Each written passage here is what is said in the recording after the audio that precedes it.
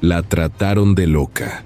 Los médicos negaron que existiera bebé alguno, pero ella seguía hablándole quedito, con las manos temblando mientras acariciaba una ropita vacía contra su pecho, hasta que un apache llegó con una cobijita tibia. Y esa noche, el dolor se arrodilló ante la esperanza. El consultorio olía a desinfectante y a promesas rotas. Lucía apretaba los dedos contra el reposabrazos mientras la doctora Ramírez deslizaba el transductor por su vientre por tercera vez. El gel estaba frío. Siempre estaba frío. Como las palabras que vendrían después. La máquina emitía un zumbido constante, un sonido que Lucía había aprendido a odiar en estos 8 años de intentos fallidos. 8 años de clínicas de fertilidad, de inyecciones que dejaban moretones, de calendarios marcados con días fértiles, de rezos a la Virgen de Guadalupe que nunca parecían llegar al cielo. No hay latido, señora Lucía. La voz de la doctora sonaba cansada, profesional, distante, como si repitiera algo que ya le había dicho a demasiadas mujeres ese día. Lucía cerró los ojos. Hacía 3 semanas, en ese mismo consultorio, había visto el corazón de su hija latiendo en la pantalla. Un puntito brillante que palpitaba como una promesa, como un milagro después de 8 años de tratamientos que los dejaron en la ruina. «Pero yo la siento», susurró, la voz quebrándose. «La siento moverse. Anoche me despertó con una patadita. Aquí». Se tocó el costado izquierdo del vientre. La doctora apagó el monitor con un clic seco. «A veces el cuerpo nos engaña, señora. El embarazo psicológico es más común de lo que cree. Los síntomas son reales para usted, pero no hay bebé. Nunca lo hubo». Las paredes parecieron acercarse. El aire se volvió pesado, irrespirable, como si alguien hubiera robado todo el oxígeno y lo hubiera reemplazado con vergüenza. «Pero yo vi el latido hace 3 semanas. Usted misma me lo mostró. Debió ser un error del equipo.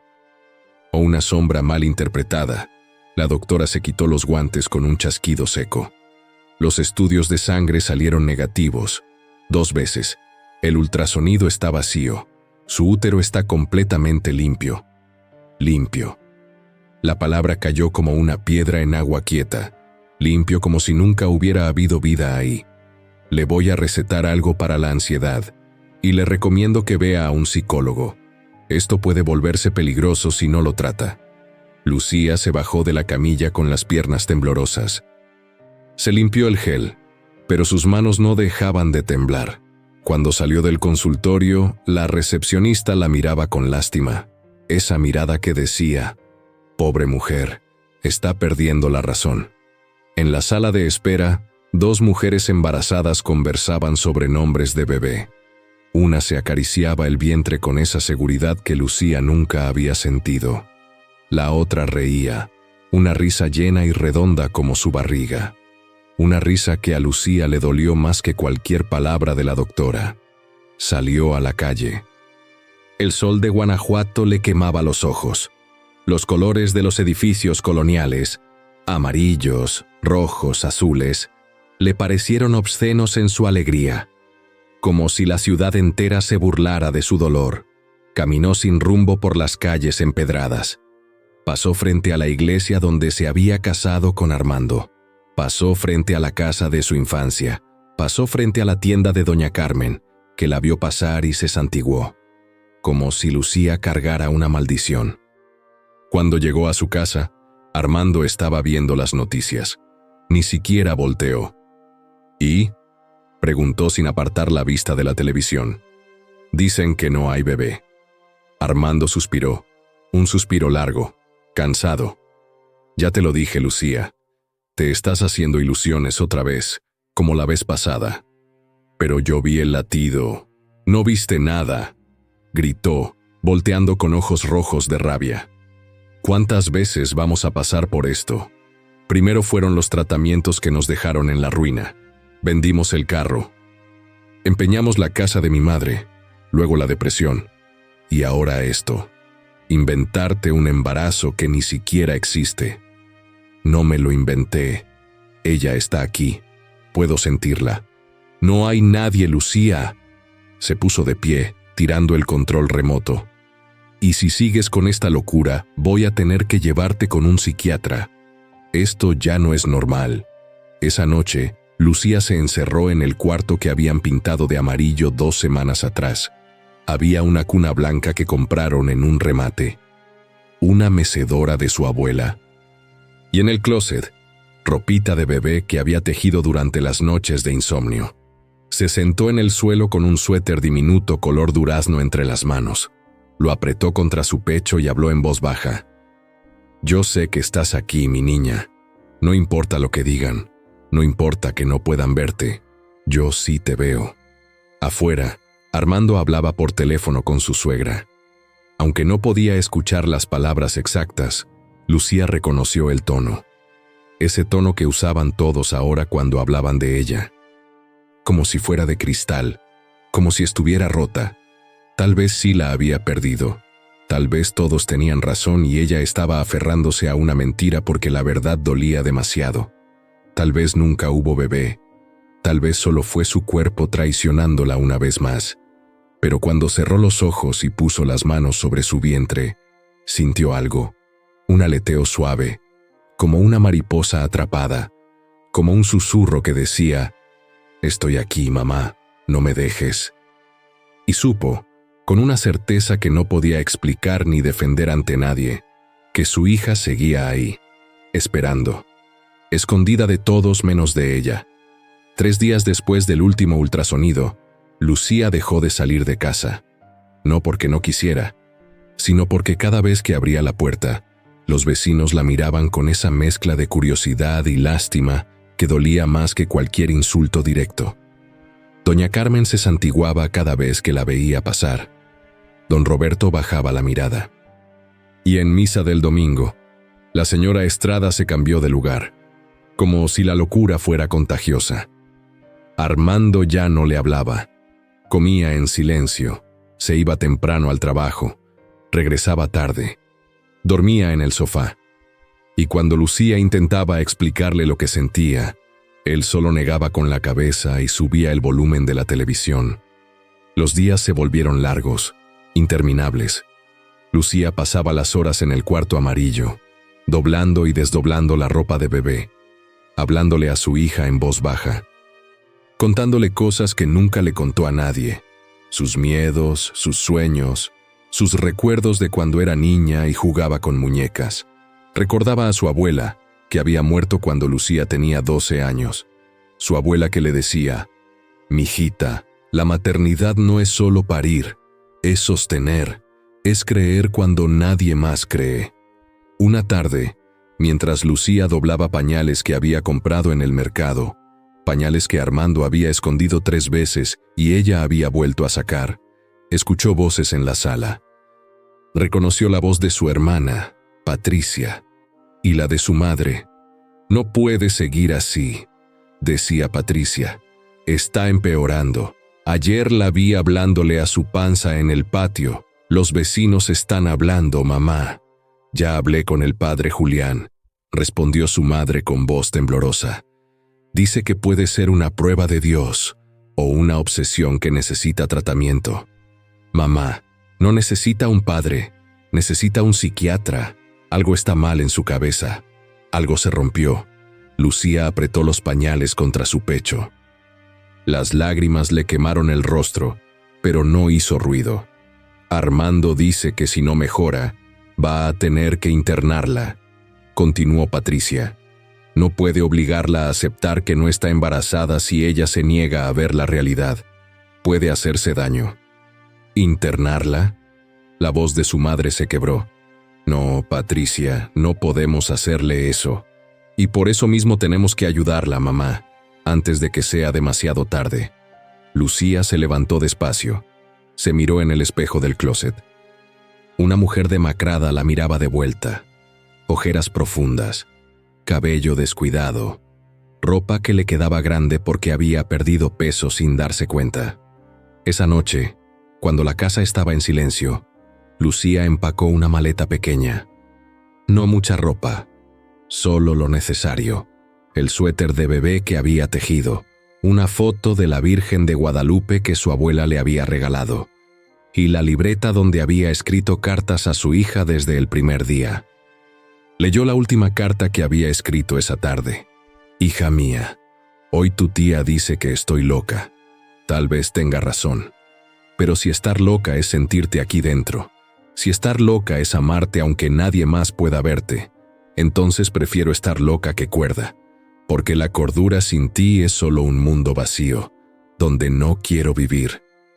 Cerró la libreta.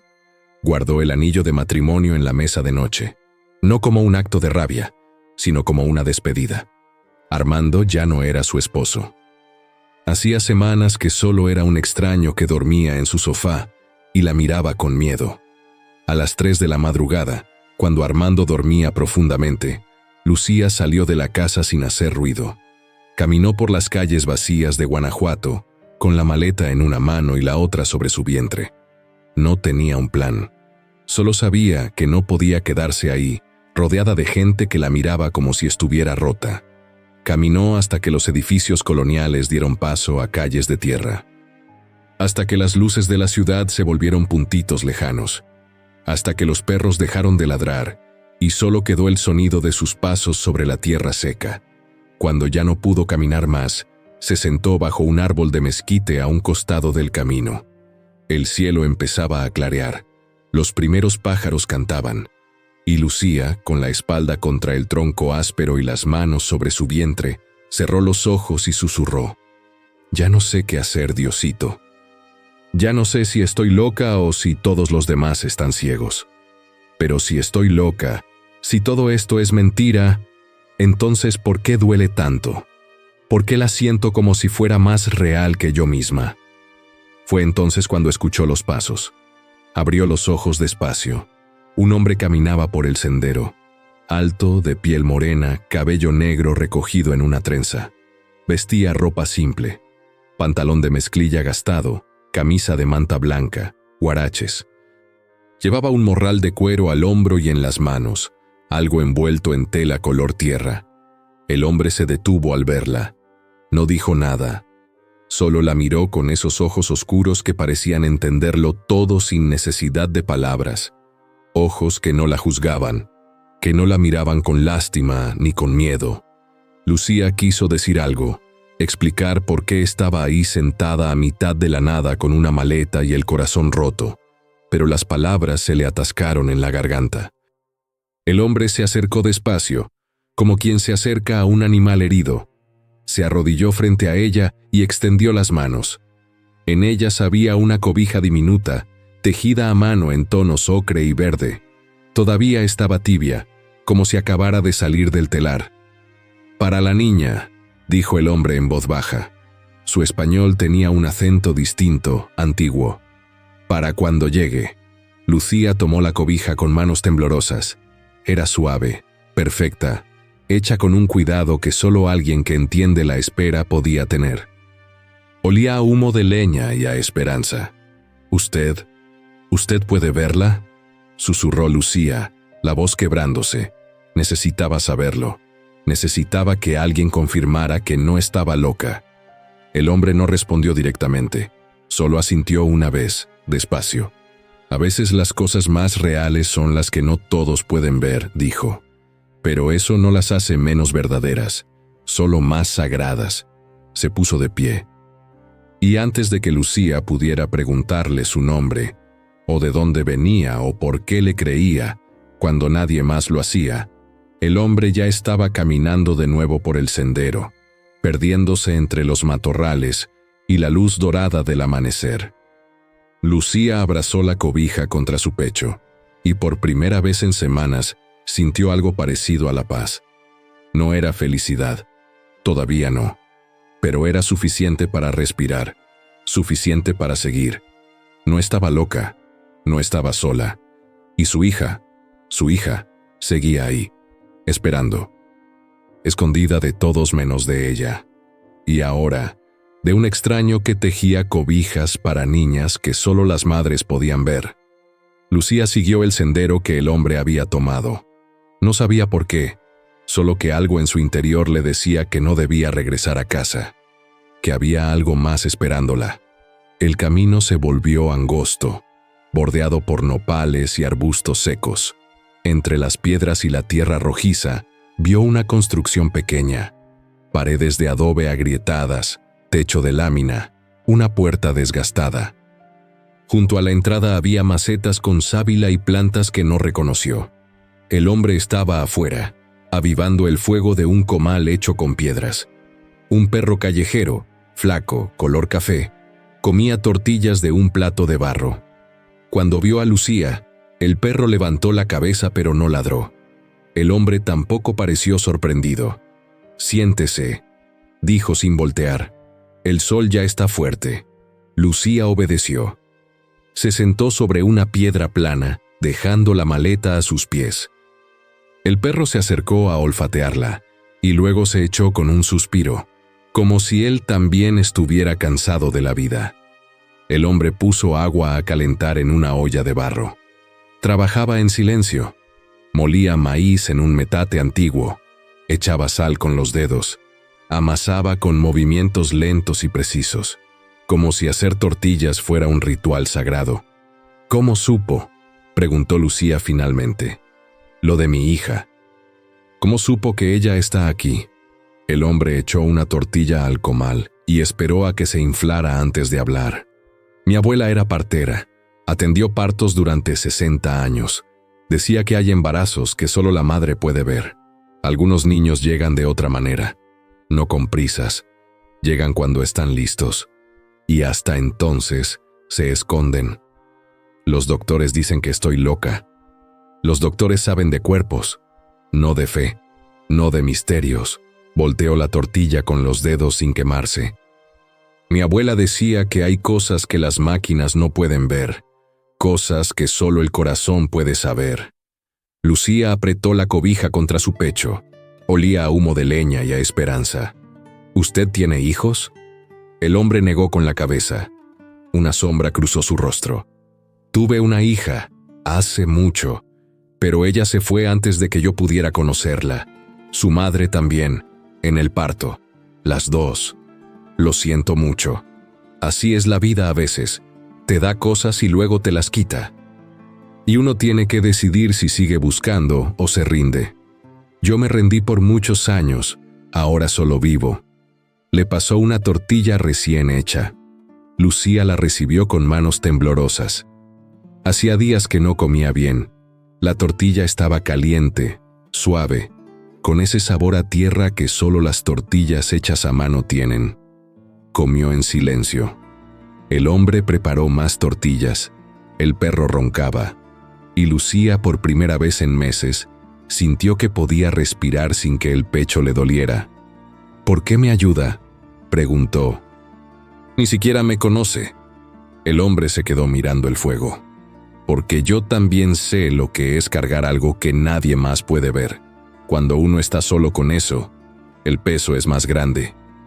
Yo cargué el recuerdo de mi hija durante años, sin poder hablar de ella. La gente me decía, ni siquiera la conociste. ¿Cómo puedes extrañar a alguien que nunca conociste? Pero yo la conocía. Aquí». Se tocó el pecho.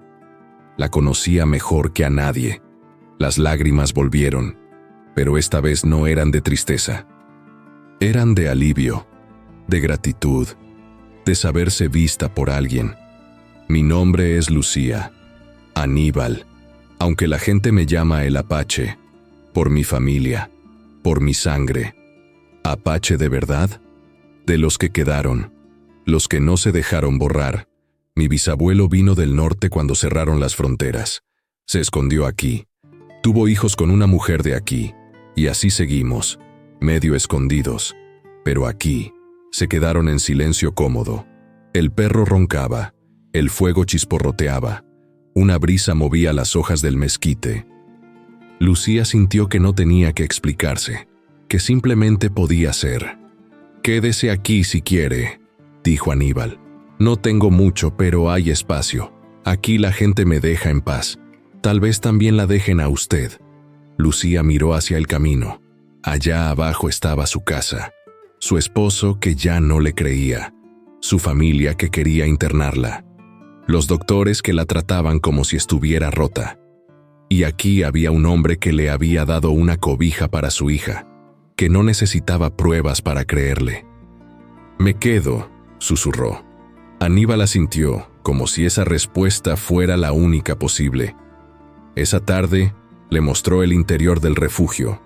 Era simple: un catre con cobija gruesa, una mesa con 2 sillas, repisas con frascos de hierbas, un altar pequeño con una vela encendida y la imagen de una mujer con los mismos ojos de Aníbal.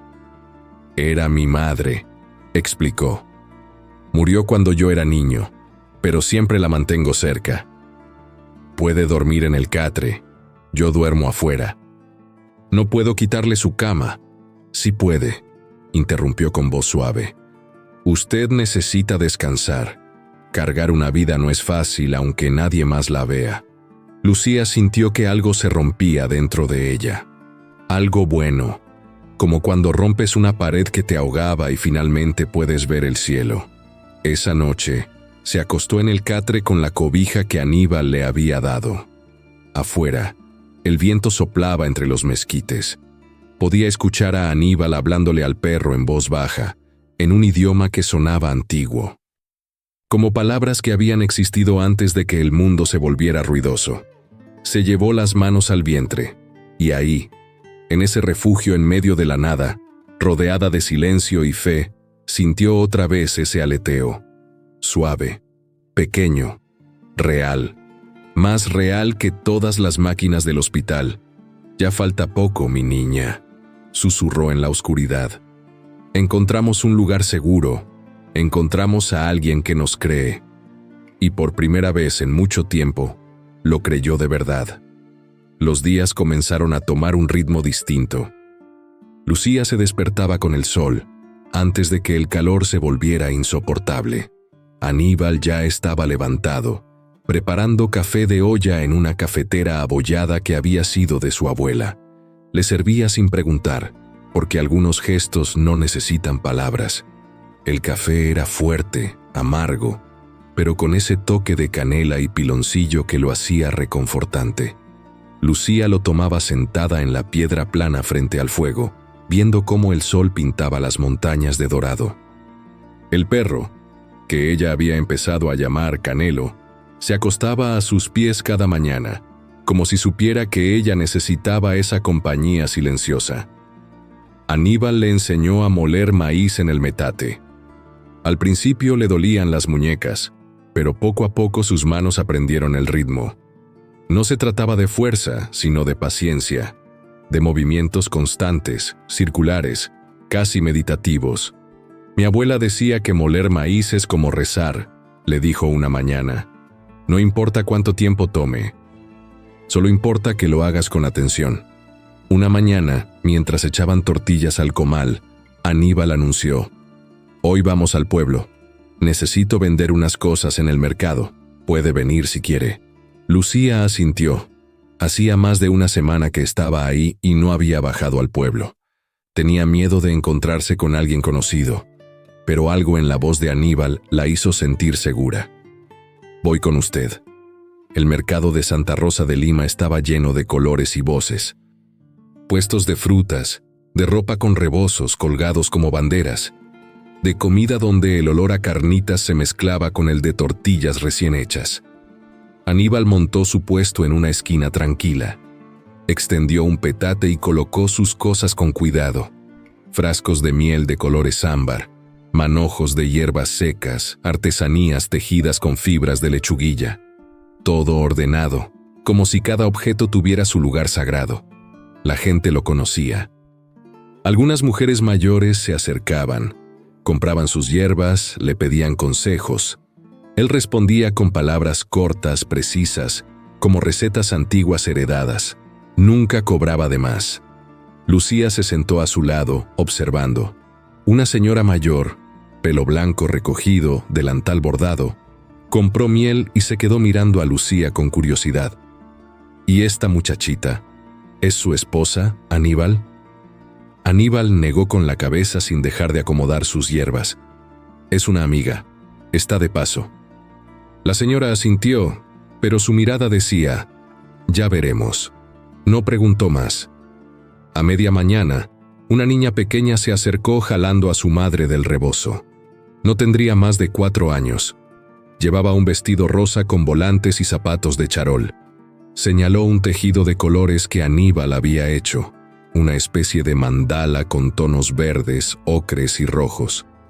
Mira, mamá, qué bonito, parece un sol. La madre miró el precio y negó con la cabeza. Ahorita no, mi amor. Otro día.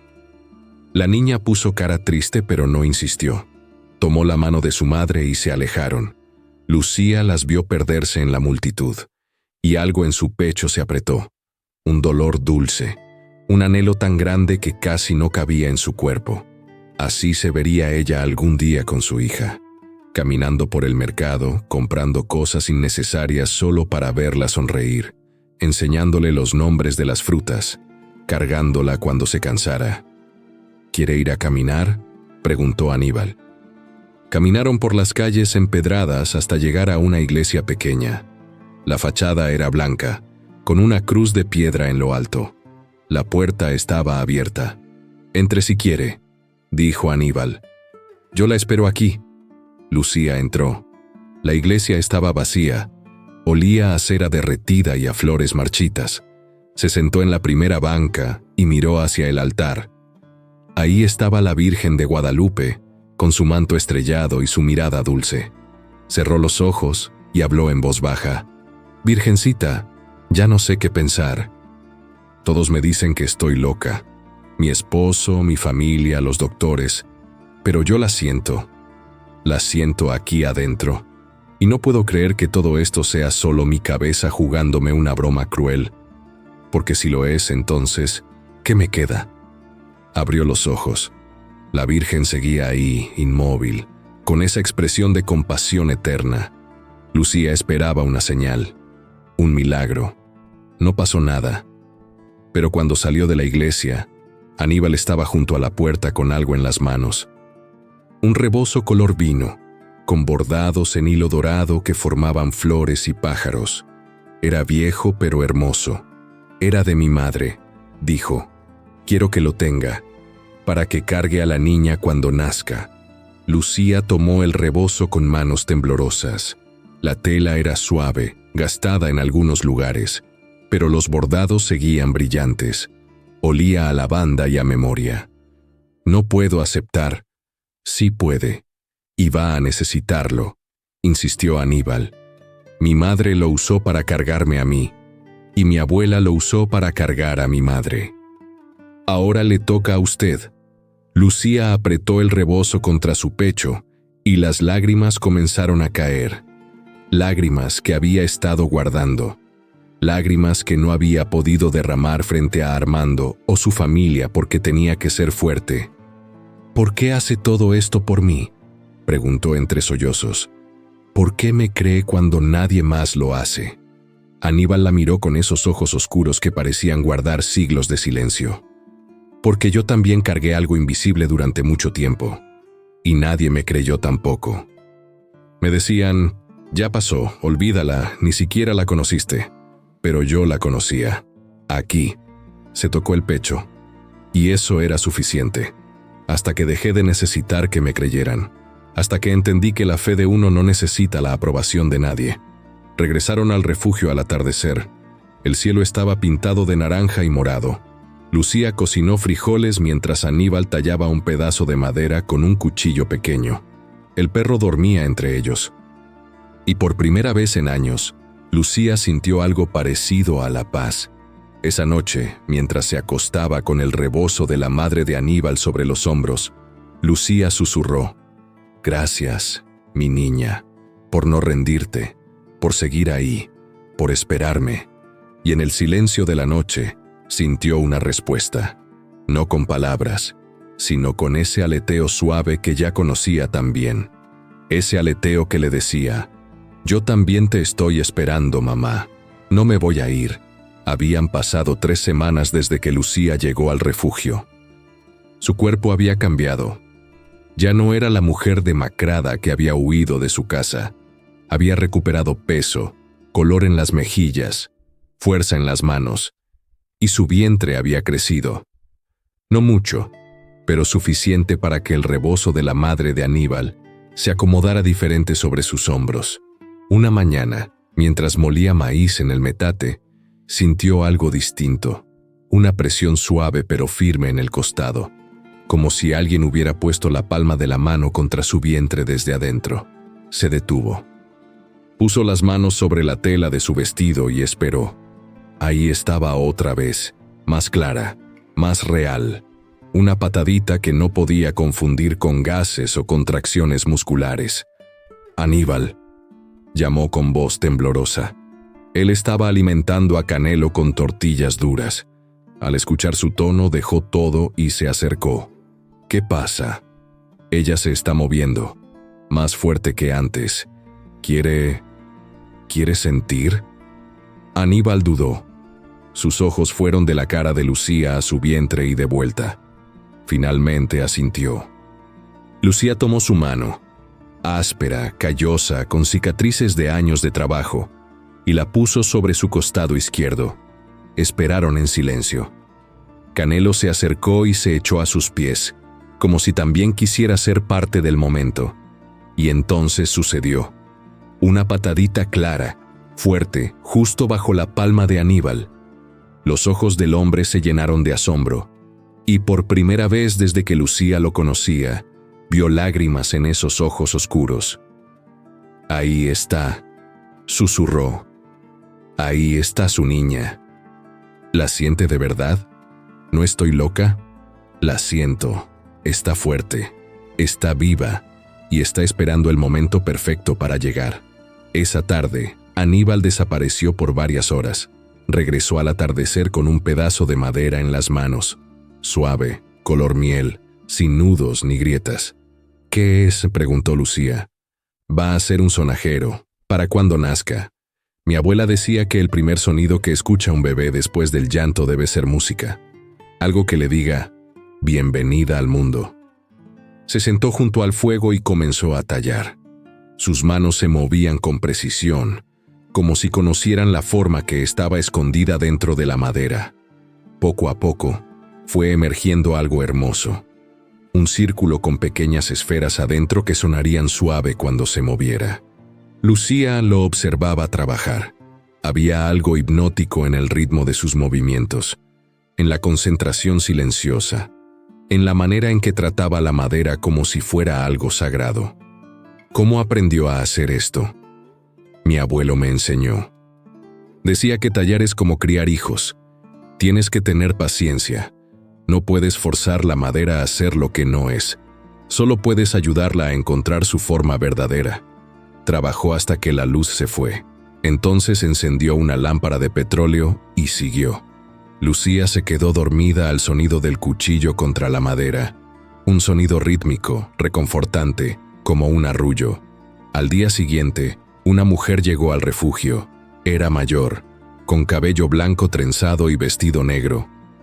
Cargaba una canasta cubierta con un rebozo azul. «Buenos días, Aníbal. Vengo a ver a la muchacha». «Buenos días, doña Remedios». «Lucía. Ella es doña Remedios. Es partera, la más respetada de toda la región». Lucía se puso nerviosa. ¿Y si doña Remedios tampoco podía ver a su hija? ¿Y si confirmaba lo que todos los doctores habían dicho? Doña Remedios se acercó sin prisa. Tenía ojos pequeños pero penetrantes, ojos que habían visto nacer a cientos de niños. «Déjeme verla, mijita». Lucía se sentó en la piedra plana. Doña Remedios puso las manos sobre su vientre, manos tibias, seguras, y cerró los ojos. Presionó suavemente en diferentes lugares. Escuchó con las palmas. Esperó. Después de varios minutos, abrió los ojos y sonrió. Ahí está, una niña, fuerte, sana, pero tímida. Se está escondiendo. A veces pasa. Algunos bebés no quieren que los vean hasta que están listos.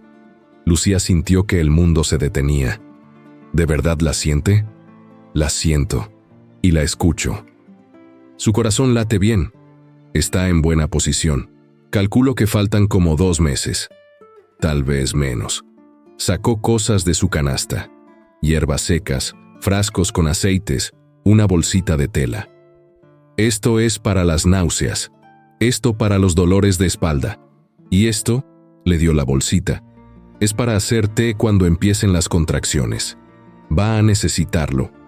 ¿Usted podría atender el parto? Doña Remedios asintió como si la pregunta fuera innecesaria. Para eso vine, mijita. Aníbal me mandó llamar. Yo he traído al mundo a más de 500 niños, y nunca he perdido uno. No voy a empezar con el suyo. Se quedó toda la tarde. Le enseñó a Lucía ejercicios para preparar el cuerpo. Le explicó qué esperar durante el parto. Le habló de respiración, de posiciones, de la importancia de no tener miedo. El miedo cierra el cuerpo, le dijo, y un cuerpo cerrado no puede dar vida. Tiene que confiar en su hija, en usted misma, en el proceso. Los bebés saben cómo nacer. Las madres saben cómo parirlos. Solo hay que dejarlos. Antes de irse, doña Remedios tomó las manos de Lucía entre las suyas. Mijita, yo he visto muchas cosas en 60 años de partera. He visto milagros que los doctores no pueden explicar. He visto bebés que nacen cuando todos decían que era imposible. Y he visto madres que saben cosas que ninguna máquina puede detectar. Usted no está loca. Usted está conectada con su hija de una manera que va más allá de lo que la ciencia entiende. Y eso es un regalo. No lo dude nunca. Esa noche, Lucía se acostó con las hierbas de doña Remedios junto a la cama y el sonajero de Aníbal, ya casi terminado, sobre la mesa. Canelo dormía a sus pies. Afuera, Aníbal cantaba una canción en su idioma ancestral, una canción que sonaba como oración. Se llevó las manos al vientre y sintió otra patadita, más fuerte que nunca. «Ya falta poco, mi niña», susurró. «Ya tenemos todo listo. Doña Remedios va a ayudarte a nacer. Aníbal te hizo un sonajero. Y yo voy a ser la mejor mamá que pueda. Te lo prometo». La patadita que siguió se sintió como una respuesta, como un «sí, mamá. Yo también estoy lista». Y Lucía supo con una certeza que no necesitaba explicación, que su hija llegaría pronto. Que todo el dolor, toda la espera, toda la soledad, habían valido la pena para llegar a este momento, a este refugio donde la creían, donde la cuidaban, donde su hija podría nacer rodeada de amor en lugar de dudas. Por primera vez en 8 años, Lucía se sintió verdaderamente embarazada, verdaderamente madre, verdaderamente completa. El 7º mes llegó con lluvias inesperadas. El desierto se llenó de charcos y el aire olía a tierra mojada. Lucía despertó una mañana con contracciones suaves pero regulares.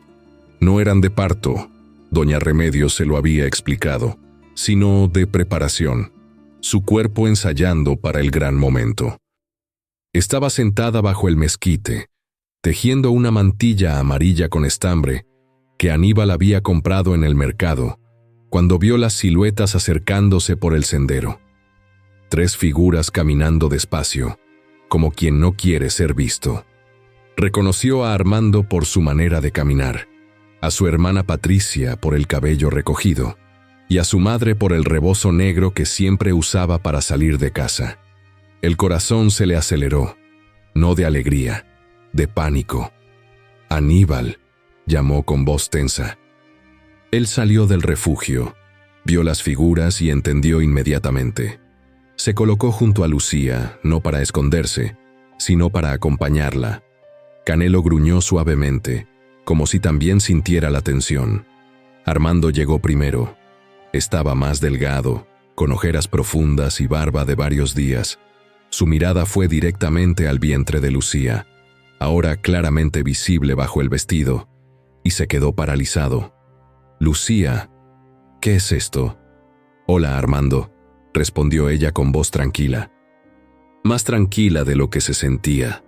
Patricia y su madre llegaron jadeando. Las dos se santiguaron al ver a Lucía. «Dios mío, hija», murmuró su madre, «¿qué te has hecho?» «Nada, mamá, solo estoy esperando a mi hija». «¿Tu hija?» Patricia la miró como si hubiera dicho algo obsceno. «Lucía, los doctores dijeron...» «Los doctores se equivocaron». Armando se acercó más. Sus ojos iban del vientre de Lucía a Aníbal y de vuelta. En su mirada había confusión, dolor y algo que parecía celos.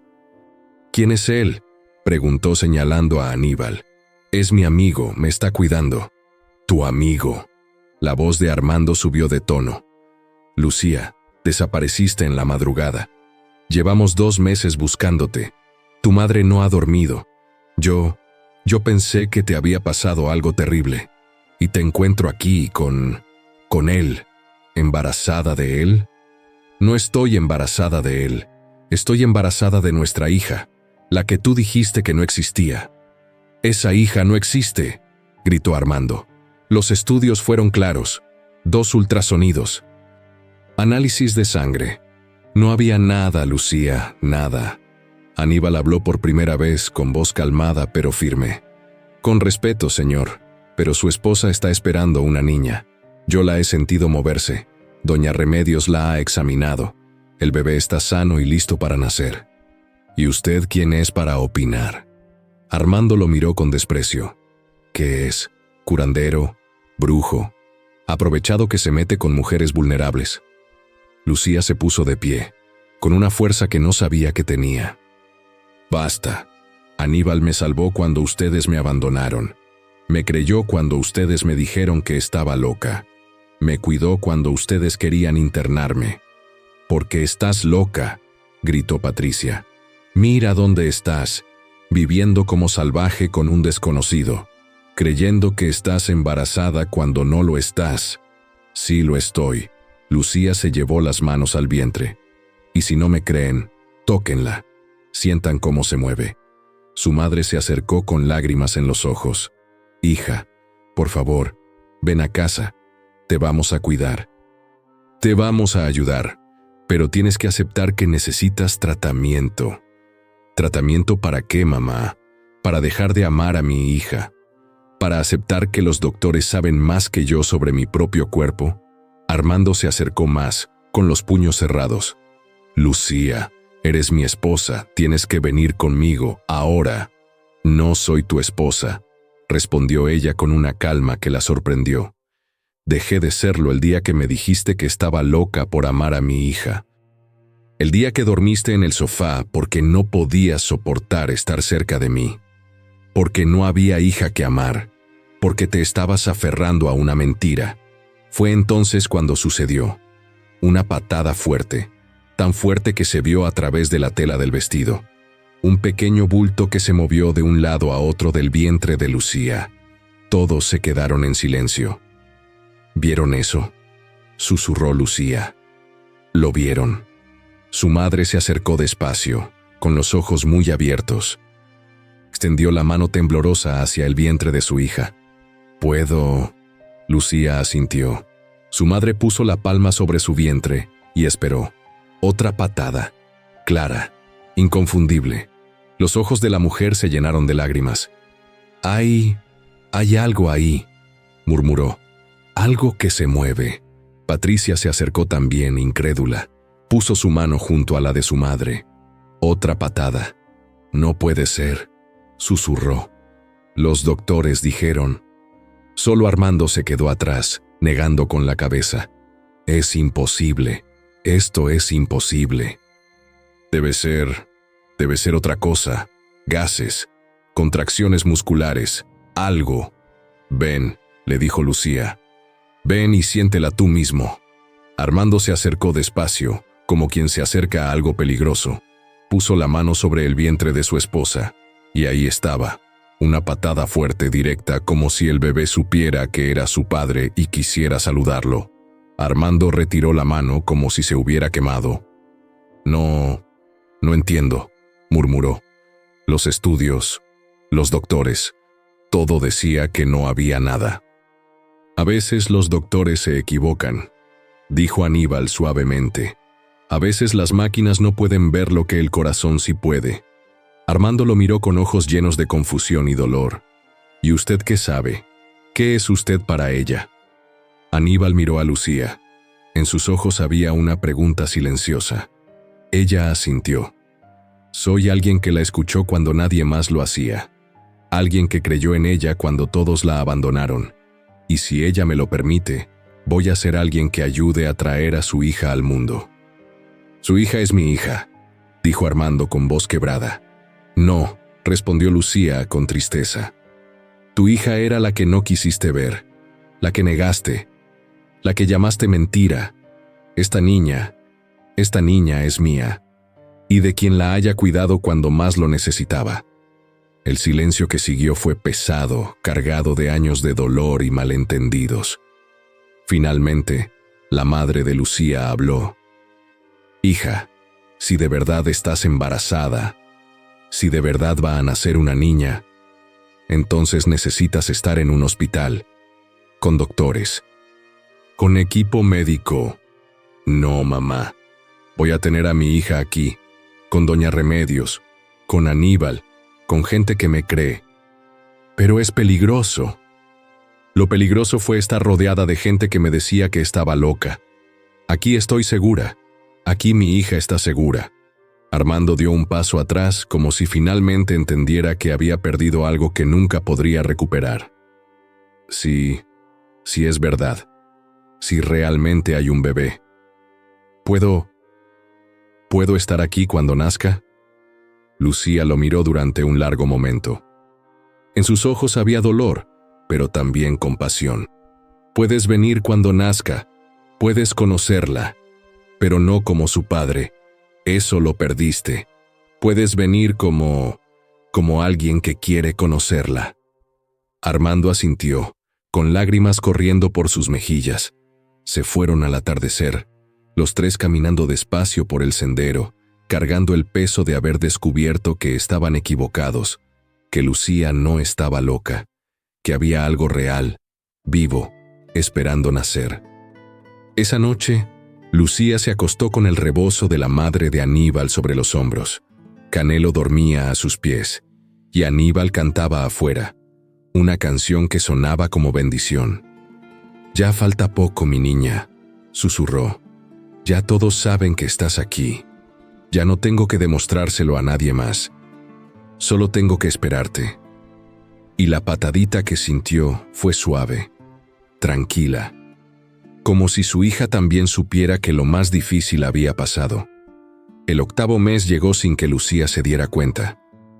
El tiempo en el refugio se sentía diferente, más quieto, como si el mundo hubiera decidido detenerse solo para ella. Su cuerpo había cambiado.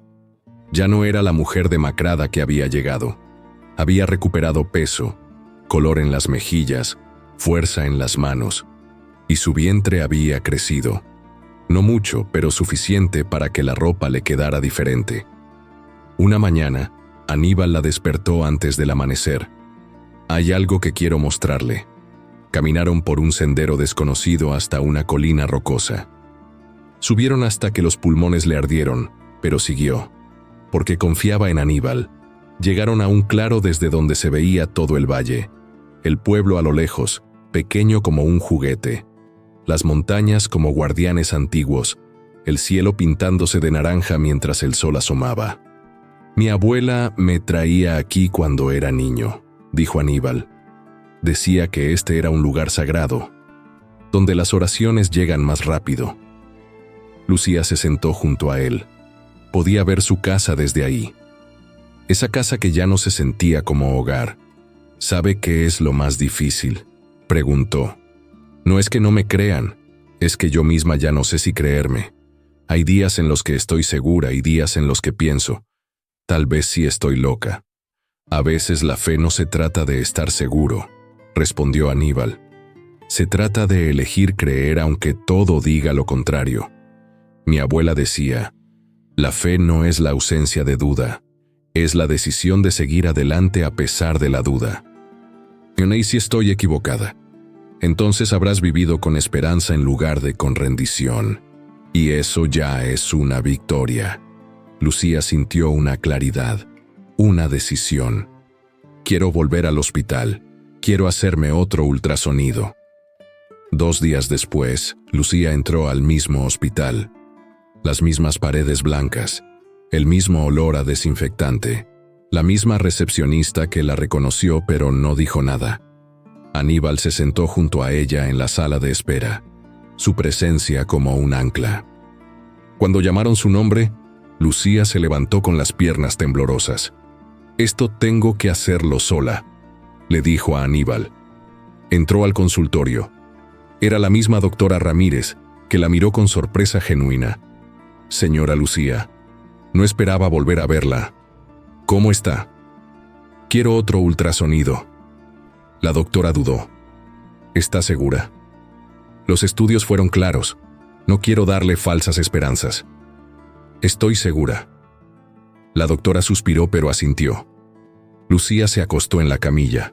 El mismo gel frío. El mismo zumbido. Cerró los ojos y esperó. La doctora deslizó el transductor sobre su vientre. 1 vez, 2 veces. Se detuvo. Frunció el ceño. «Espere», murmuró. Volvió a pasar el transductor. Más despacio, con más atención. Y entonces, sucedió. En la pantalla apareció una imagen. Una cabeza, 2 brazos pequeños, 2 piernas, deditos y un corazón, latiendo, claro, fuerte, inconfundible. La doctora se quedó paralizada. Revisó el equipo como si no pudiera creer lo que veía. «No, no es posible», murmuró. «Hace 2 meses no había nada. Esto no tiene sentido médico». Pero Lucía no la escuchaba. En la pantalla estaba su hija, real, viva, con su corazón latiendo como un tambor diminuto. Las lágrimas comenzaron a caer. «¿Lo ve?», susurró. «Le dije que estaba aquí. Vinieron otros doctores, hicieron más estudios. Todos llegaban a la misma conclusión imposible. Había un bebé, sano, a término, listo para nacer». «No tengo explicación», admitió finalmente la doctora Ramírez. «Médicamente, esto no debería ser posible. Pero aquí está». Le dieron una impresión del ultrasonido. Lucía la sostuvo con manos temblorosas. Ahí estaba su hija. Salió caminando como en un sueño. Aníbal supo al ver su cara.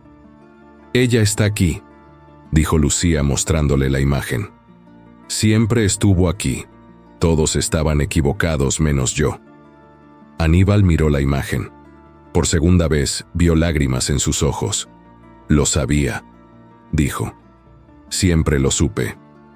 3 semanas después, en una noche de luna llena, Lucía sintió las primeras contracciones. Estaba bajo el mezquite cuando el dolor la atravesó. No era insoportable, era una señal.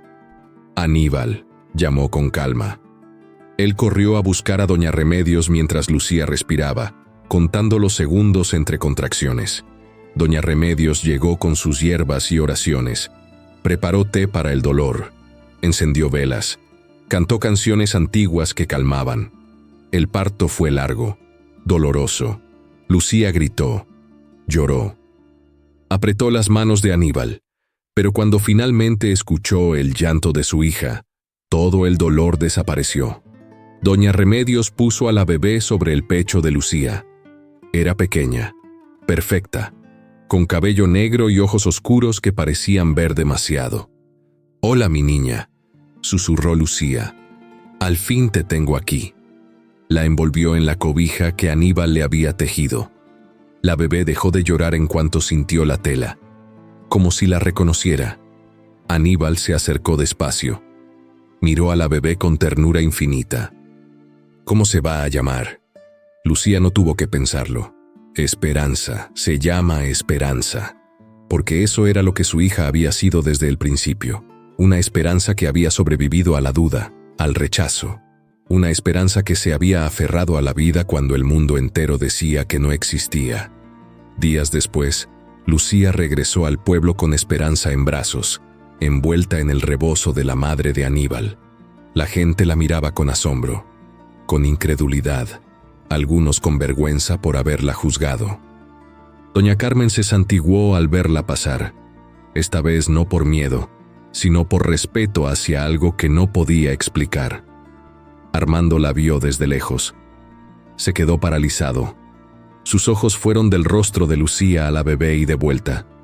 No se acercó, solo la miró. En sus ojos había algo que Lucía no supo descifrar. Arrepentimiento, asombro, no importaba ya. Lucía se mudó a una casita pequeña en las afueras. Aníbal la ayudó a arreglarla. Una cuna que él mismo hizo. Una mecedora, cortinas amarillas. Y aunque nunca hablaron de lo que había entre ellos, ambos sabían que habían compartido algo sagrado que los había unido para siempre. Una tarde, mientras mecía a Esperanza, Aníbal llegó con el sonajero tallado. Estaba terminado. Perfecto. Para ella. Como prometí. Esperanza lo agarró con sus manitas y lo sacudió. El sonido era suave, musical. Gracias, dijo Lucía, por creerme cuando nadie más lo hacía, por sostenerme cuando sentía que me caía. Aníbal se arrodilló junto a la mecedora. Miró a Esperanza con ternura antigua. No fui yo quien creyó, Lucía, fuiste tú. Tú nunca dejaste de creer, y eso es lo que la trajo al mundo. Tu fe, tu negativa a rendirte. Se quedaron en silencio, viendo a Esperanza dormir. El sonajero descansaba sobre su pecho. La cobija la envolvía, y Lucía supo que aunque su hija había llegado de la manera más imposible, había valido la pena cada lágrima, cada duda, cada momento en que el mundo le dijo que estaba loca. Porque su fe había sido más fuerte que la lógica, su amor más grande que la ciencia, y su hija, su pequeña Esperanza, era la prueba viviente de que algunos milagros no necesitan explicación, solo necesitan ser creídos.